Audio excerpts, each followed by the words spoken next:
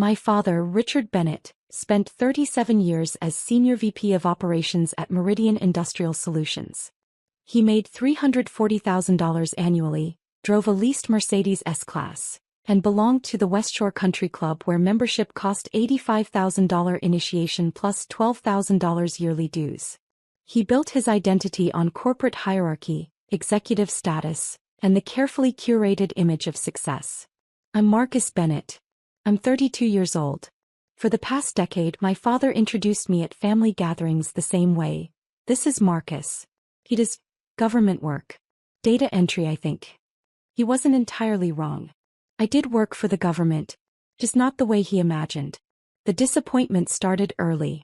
I graduated from MIT with a degree in aerospace engineering and cryptographic systems.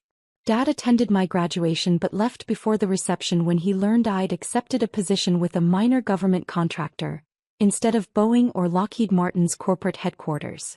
Government work, he said with visible distaste. Marcus, I raised you for executive leadership, not middle management bureaucracy. It's interesting work, Dad. Interesting doesn't build legacy. Where's the corner office? Where's the executive parking spot? He shook his head. Your cousin James just made partner at his law firm. Your sister Victoria runs an entire marketing division. And you're filing paperwork for mid-level government contracts. I didn't correct him. My actual role was lead systems architect for classified aerospace defense contracts. My security clearance was TS/SCI with additional compartmented access.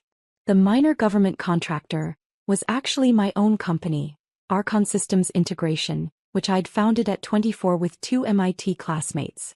We started small. A $2.8 million contract for navigation system integration. Then $8.3 million for communications encryption. By year 3, we'd secured a $47 million multi-year contract for satellite defense systems. By year 7, our annual government contracts totaled $186 million, and we'd expanded into aerospace consulting for 3 Fortune 100 companies. Last year, Archon's total valuation hit $340 million.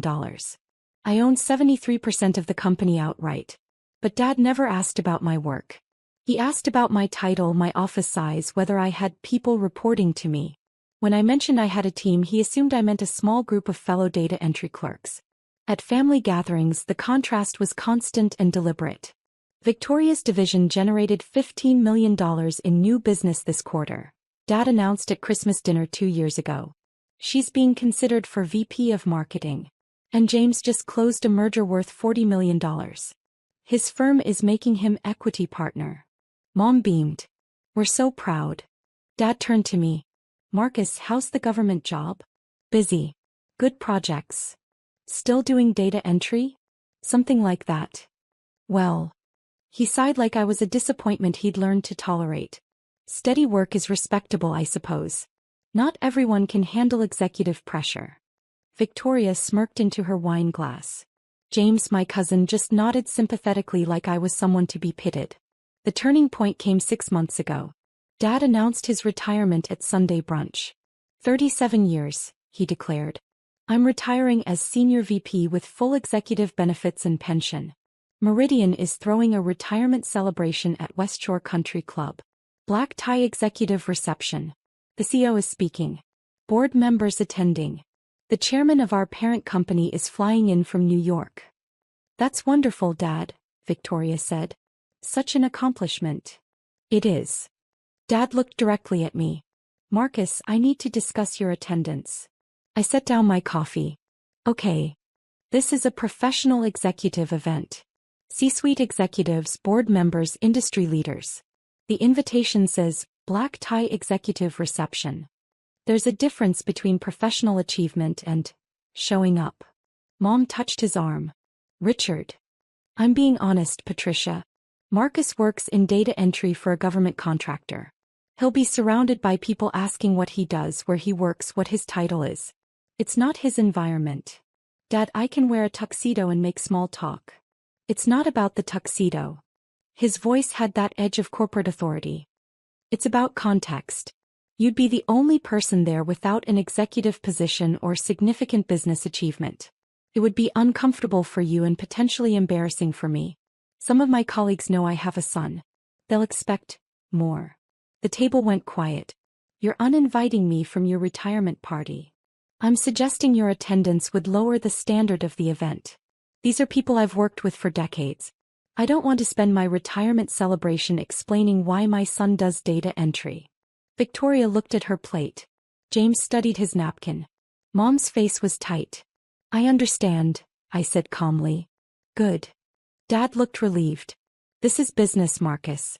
Nothing personal. When you reach a certain professional level, these things matter. I nodded. I won't attend. Thank you. I appreciate your understanding.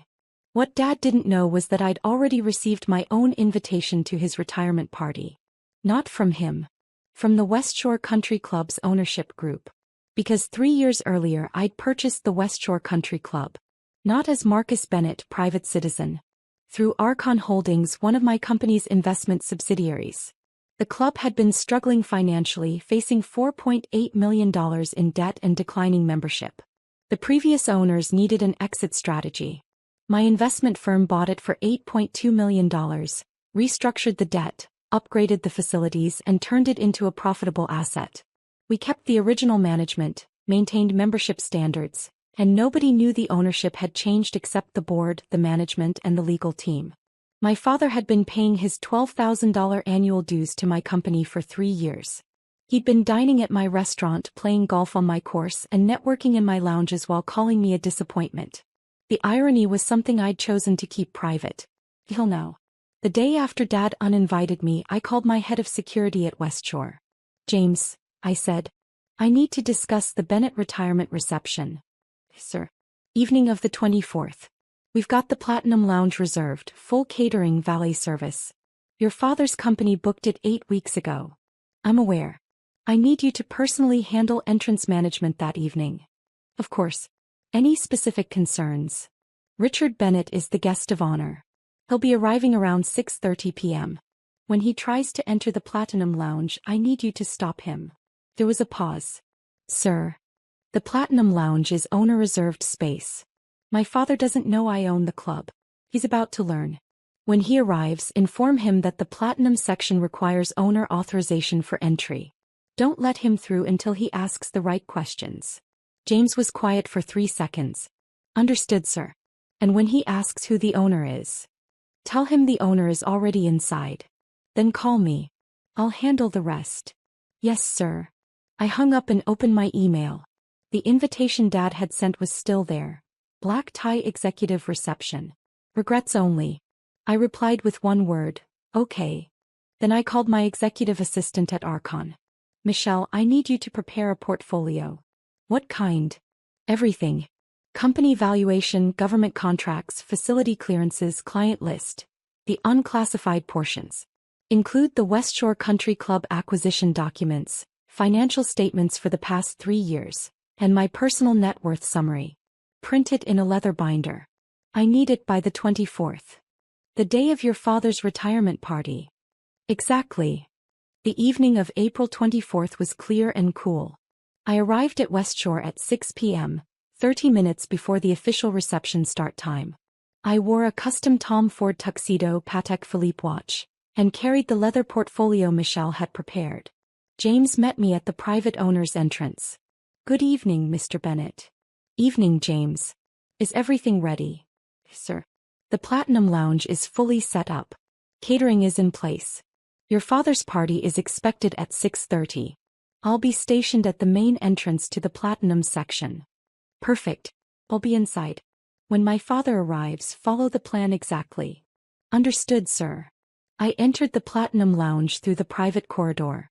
The space was impeccable. Floor-to-ceiling windows overlooking the golf course, crystal chandeliers, private bar, seating for 80 guests. My company had spent $340,000 renovating this room alone. I took a seat at a corner table with a clear view of the main entrance. I ordered a scotch and opened the portfolio, reviewing the documents I might need. At 6:32 p.m., I heard raised voices from the entrance corridor. Sir, I need to see your authorization. Authorization? I'm the guest of honor. This is my retirement party. That was Dad's voice, already frustrated. I set down my scotch and waited. I understand, sir, but the Platinum Lounge is reserved exclusively for the owner's guests this evening. I need confirmation that you're authorized to enter this section. Authorized? My company booked this room 8 weeks ago. We paid $18,000 for this space. The booking is confirmed, sir. However, the Platinum section has specific access requirements. Club ownership has reserved this area for tonight. I need to verify your authorization. This is absurd. Dad's voice was getting louder. I've been a member of this club for 15 years. Do you know who I am? Yes, Mr. Bennett. You're tonight's honoree. However, club policy requires. Get your manager. Get the club president. This is outrageous. James remained calm. Sir, I'm following owner instructions directly. The owner of Westshore Country Club has reserved this section. If you'd like entry, I need to confirm you're on the authorized guest list. There was a dangerous pause. Who owns this club? The ownership information is private, sir. However, the owner is currently inside the Platinum Lounge. Would you like me to inquire about your authorization? Yes. Immediately. I heard James speak quietly into his radio. Security to owner. Mr. Richard Bennett is at the Platinum entrance requesting authorization. I stood, straightened my jacket and walked toward the entrance. The portfolio remained on my table. I wouldn't need it yet. The corridor opened into the entrance foyer. Dad stood facing James, red-faced and furious. He was wearing a tuxedo, looking every inch the successful executive. Mom stood behind him, looking uncomfortable. Victoria and her husband were there, along with about 20 other guests, all dressed formally, all looking confused and irritated. Dad was mid-sentence when he saw me. And I want to speak to whoever owns this club right now because this is the most unprofessional. He stopped. His face went through 3 expressions: confusion, recognition, and dismissal. Marcus, what are you doing here? I told you not to attend. I smiled politely. Hello, Dad. Victoria. You weren't invited, Dad said sharply. This is an executive event. I'm aware. Then why are you here? And why are you inside the Platinum Lounge? He turned to James. This is my son. He's not authorized to be here either. He works in government data entry. James looked at me. I gave him a small nod. Mr. Bennett, James said carefully. This is Marcus Bennett.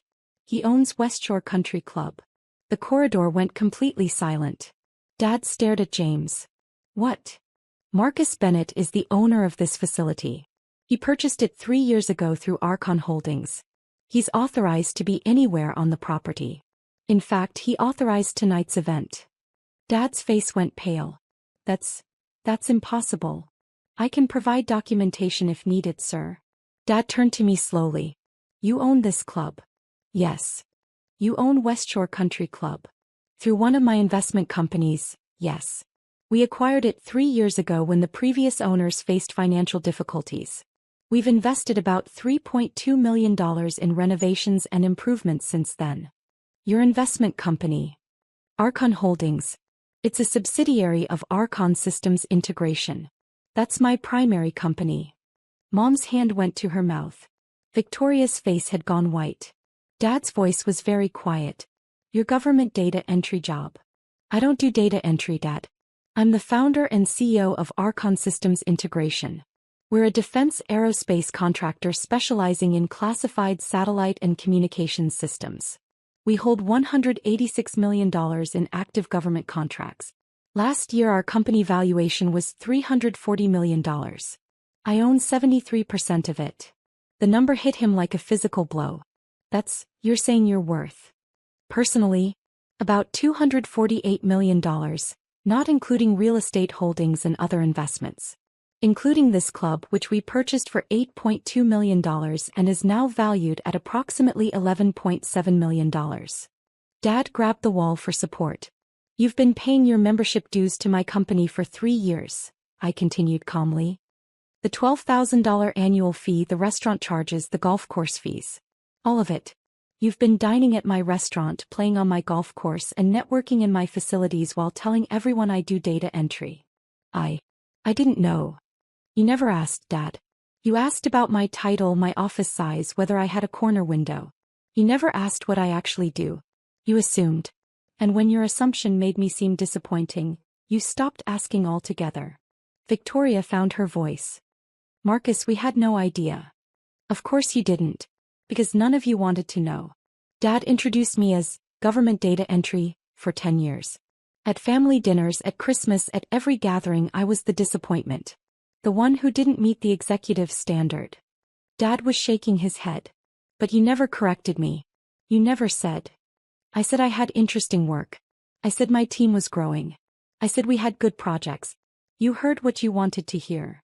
Why didn't you just tell me? I looked at him for a long moment. Because I wanted to see if you'd ask. If you'd show interest in my life beyond measuring it against your corporate hierarchy.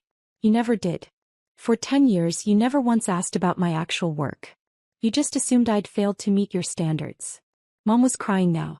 Marcus, we're so sorry. And 3 days ago, I continued, you uninvited me from your retirement party because my attendance would lower the standard and embarrass you in front of your executive colleagues. You were worried someone might ask what I do and you'd have to explain your disappointing son. Dad's voice was barely a whisper. I didn't know. You didn't want to know. I turned to James. Please escort Mr. Bennett and his guests into the Platinum Lounge. They're authorized for tonight's event. It's his retirement party. He should enjoy it. Yes, sir. I started walking back toward the lounge. Marcus, wait. I stopped but didn't turn around. Your retirement celebration starts in 15 minutes, Dad. The CEO of your company is about to arrive. The board chairman is flying in from New York. You worked 37 years for this moment. Don't waste it. But I need to apologize. You need to celebrate your retirement. We'll talk later. Or not. Right now you have guests arriving. I walked back into the Platinum Lounge. Behind me I heard James quietly directing Dad's guests inside. I returned to my corner table, picked up my scotch and waited. The next hour was fascinating. Dad's colleagues arrived. The CEO of Meridian Industrial Solutions, the board members, the chairman from New York. They entered the Platinum Lounge and within 10 minutes, 3 of them had approached my table. Marcus Bennett? Tom Hargrove, CEO of Meridian. He extended his hand. I didn't realize you'd be here tonight. I shook his hand. Richard Bennett is my father. It's his retirement party. Of course, but I meant, your company does exceptional work. We've been trying to get a meeting with Archon Systems for 6 months. Our aerospace division has a project that could benefit from your cryptographic expertise. We can arrange a meeting. Have your people contact my office. He nodded enthusiastically. Absolutely. And I have to say, this facility is remarkable. The renovations you've done are extraordinary. Best private club in the state. Thank you. He glanced toward where Dad stood, pale and shaken, surrounded by well-wishers who didn't yet understand what had happened. Richard never mentioned his son owned the club. I don't think he knew. Tom Hargrove's eyebrows rose. He didn't know his own son owned a $340 million aerospace company? We don't talk much about work. That's unfortunate. He paused. Well, congratulations on your success. You've built something remarkable. 2 more executives approached within the next 20 minutes. Both knew my company. Both wanted meetings. Both seemed confused about why Dad had never mentioned me. I watched Dad across the room. He kept glancing at me, then away, then back. His retirement speech was scheduled for 8 p.m. He looked like a man whose entire worldview had just collapsed. At 7:45, Mom approached my table alone. Marcus, may I sit? Of course. She sat carefully, her hands folded in her lap. I don't know what to say. You don't need to say anything, Mom. Yes, I do. Her voice cracked. We failed you. Your father and I both. We were so focused on what we thought success looked like that we couldn't see what you were actually building. You saw what Dad wanted to see. That's not an excuse. She wiped her eyes. You built an extraordinary company. You've achieved more than any of us imagined. And we made you feel small because it didn't fit our narrow definition of success. I never needed you to understand my work, Mom. I needed you to trust that I knew what I was doing. We should have trusted you. Yes. She was quiet for a moment. Your father's speech is in 15 minutes. He's terrified. He doesn't know what to say. He should give the speech he prepared. This is his night. His retirement. He earned it. After what he said to you. He spent 37 years building his career. That matters. Tonight should celebrate that. We can deal with our relationship later. Mom squeezed my hand. You're a better man than we deserved. She stood and walked back to Dad. I saw them talk quietly. Dad looked at me again and this time I nodded. He needed to move forward with his evening. At 8 p.m. the CEO of Meridian called for attention. The room quieted. Dad walked to the small podium that had been set up near the windows. He looked out at the crowd of colleagues, executives, and board members. Then he looked at me. 37 years ago, he began, I started at Meridian as a junior operations manager. I was 26 years old, hungry to prove myself, determined to climb the ladder. I believed success meant titles, corner offices, executive parking spots. I built my career on that foundation. He paused. Tonight, I'm retiring as Senior VP of Operations. I reached the executive level I dreamed about. I earned the titles I wanted. By every measure I set for myself, I succeeded. His voice changed. But tonight I also learned that I failed to recognize success when it was sitting in my own home. My son Marcus is in this room. He's the owner of this club. More importantly, he's the founder and CEO of a $340 million aerospace defense company. He built it from nothing while I told people he did data entry. The room was completely silent. For 10 years I measured his success by my standards. I looked for corner offices and executive titles. I never asked about the classified government contracts, the defense systems, the aerospace innovations he was creating. I saw what I wanted to see and what I saw disappointed me. Dad's hands gripped the podium. 3 days ago, I uninvited him from this party because I was embarrassed by what I thought he did. I told him his attendance would lower the standard of this event. Tonight I learned he owns the venue. He authorized this entire celebration. And every executive in this room seems to know his company and want to work with him. Someone in the crowd actually gasped.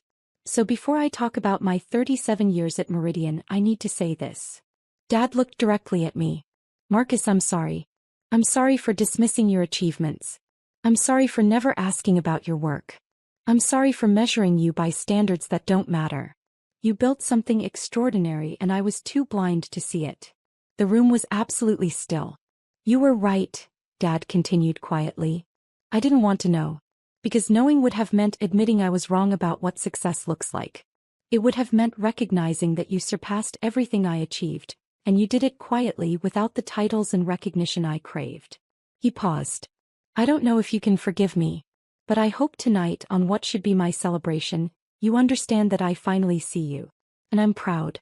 Not of your money or your company or your success. I'm proud that despite having a father who couldn't see your worth, you built something meaningful anyway. Dad stepped back from the podium. The room erupted in applause, but he wasn't looking at them. He was looking at me. I stood and walked to the podium. The crowd quieted. Dad, I said, give your retirement speech. You earned this night. We'll talk tomorrow. But tonight is yours. He nodded slowly. I returned to my table. Dad gave his prepared speech. He talked about his career, his colleagues, his journey from junior manager to senior VP. It was a good speech, humble and grateful. When he finished, the crowd applauded enthusiastically. The party continued until 11 p.m. Executives approached Dad with congratulations. Several approached me with business cards and meeting requests. Victoria hugged me awkwardly and apologized 3 times. Mom cried again. At 10:45, as guests were leaving, Dad approached my table one last time. Can we have coffee tomorrow? Sure. At my house. I thought about it. No. Let's meet at the club. 9 a.m. We can talk in the owner's private dining room. He nodded. I'll be there. Dad. Yes. You didn't fail. You built a successful career. You raised 3 kids. You provided for your family. That matters. We just need to redefine what success means to both of us. His eyes filled. Thank you. He left with Mom. Victoria and her husband followed. The remaining guests filtered out. By 11:15 I was alone in the Platinum Lounge. James appeared. Quite an evening, sir. Yes. Will Mr. Bennett be returning? Tomorrow morning. We're having coffee. I'll have the private dining room prepared. Thank you, James. I walked through the empty lounge, past the tables that had held Dad's retirement celebration, out to the private corridor. My car was waiting. I drove home to my house in Brookfield Heights, a $2.8 million property I'd purchased with my first major contract payout. The next morning I arrived at West Shore at 8:50 a.m. James had the private dining room set up with coffee, pastries, and a quiet space for conversation. Dad arrived at exactly 9 a.m. He looked tired but steady. We sat. I poured coffee. I brought something, Dad said. He pulled out a folder. This is every family photo I have of you. Christmas, graduations, birthdays. 32 years of photos. He spread them on the table. Last night I went through them all. You know what I realized? In almost every picture you're smiling. You look happy. Confident. Like you knew exactly who you were and where you were going. I never saw it. I was so focused on what I thought you should be that I never saw who you actually were. Dad. Let me finish. He took a breath. I built my entire identity on corporate hierarchy. When you didn't follow that path, I thought you'd failed. But you didn't fail. You just succeeded differently. You built something bigger than anything I ever imagined, and you did it while I was calling you a disappointment. You weren't entirely wrong, I said. I could have told you about my company years ago. I chose not to. Partly because you weren't asking, but partly because I wanted to see if you'd value me without the success markers you cared about. That's fair. But Dad, you need to understand something. Your career wasn't less valuable because mine turned out differently. You worked 37 years at a company. You provided for your family. You earned your retirement. That matters. But I hurt you. Yes. And I don't know how to fix that. I was quiet for a moment. You start by asking about my work. Really asking. Not about titles or office size. About what I actually do, why it matters, what challenges I'm solving. Okay. And you stop measuring success by corporate hierarchy. Victoria's marketing success is valuable. Your career was valuable. My company is valuable. They're just different paths. Dad nodded slowly. Can I ask now? About your work. Yes. What do you actually do? I smiled. I design cryptographic systems for classified defense satellites. My team of 47 engineers builds secure communication networks that protect national security infrastructure. We integrate aerospace systems that coordinate defense operations across multiple agencies. That sounds incredible. It is. It's complex, challenging work. I love it. Why didn't you tell me? Most of it's classified. I can't discuss specifics. But also, you never asked about the work itself. You asked about titles and hierarchy. There was no entry point for the actual conversation. Dad was quiet. I wasted 10 years. We both did. But we don't have to waste the next 10. He looked up.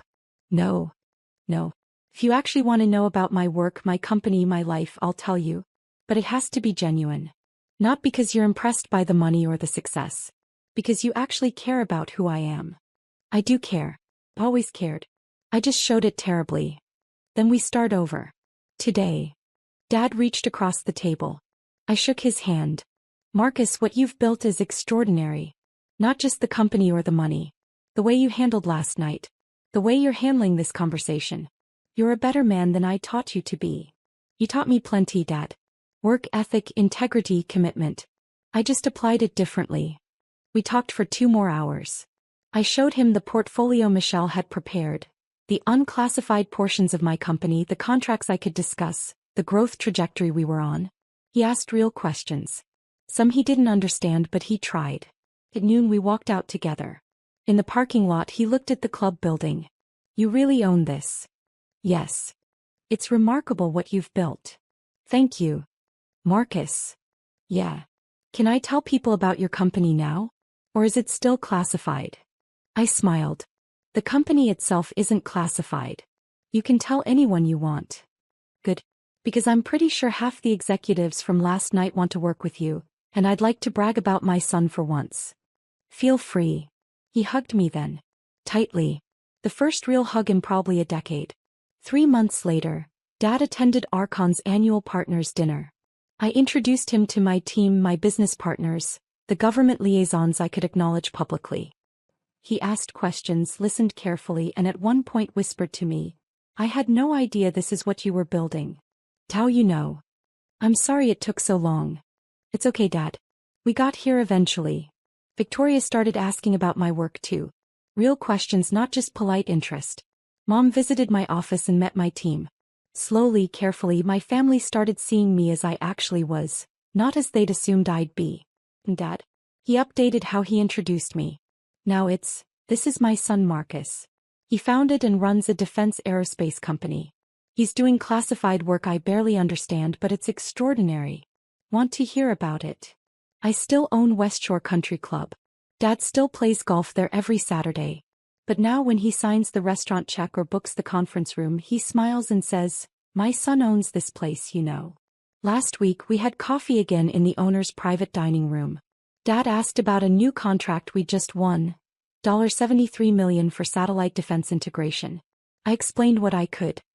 He listened carefully, asked good questions, and at the end said, "I'm proud of you, Marcus. Not because of the money or the success. Because you never let my blindness stop you from building something meaningful. Thanks, Dad. And thank you for not giving up on me after I gave up on you. You're my father. I wasn't going to give up." He smiled. "Even after I uninvited you from my own retirement party? Even then." We finished our coffee in the club I own, surrounded by the success I built, finally understanding each other after 10 years of missing the point. Sometimes the best reversals aren't about humiliation or revenge. Sometimes they're about finally being seen for who you actually are. And sometimes that's enough.